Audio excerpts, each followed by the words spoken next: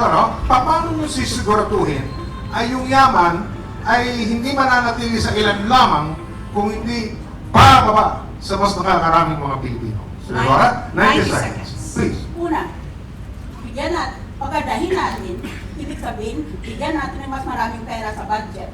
Itong mga factors na ito. Number one, health. Ang kalusugan ng ating mga mahihirap.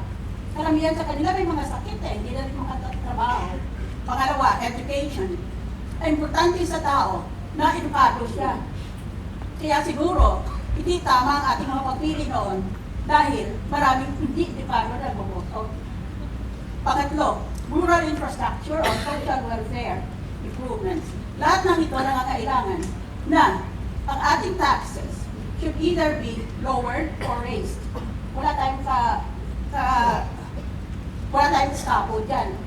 So, we either have to consent to raise taxes or we should lower taxes.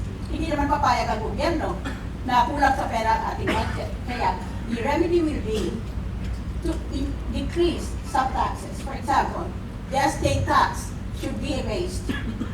Pagbulo lang yan eh. Nag-judge ako, marami akong estate taxes cases na 10 taon na hindi pa ma-resolve. Pangalawa, real estate tax should be abolished. Law should be piggybacked with a real property tax on the national level kaya dalawang beses magbabayad. Kaya mas mahirap labanan ito. Ang kailangan dyan is the will to win. Salamat po, Senadora. Okay, si Sarah Mohan. React po kayo. 60 seconds. Masasabi ko lang na tama, lumago ang ating ekonomiya. In fact, fastest growing itong nakaraang 6 na taon o 5 taon kumpara sa nakaraan. Itong paglago ay nakahatid na rin ng kaginawahan sa ating mga kababayan. Mahigit 2 milyon ng mga tao ay naitawid mula sa poverty line to above the poverty line.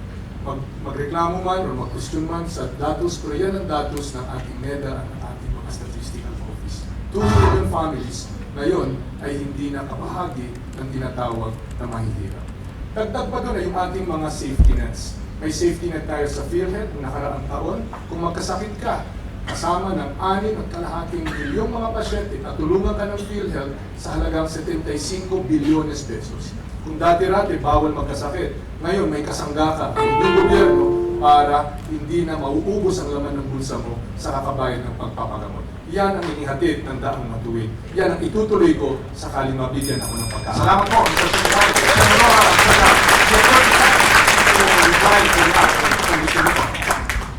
As I said, these are all promises way up in the sky.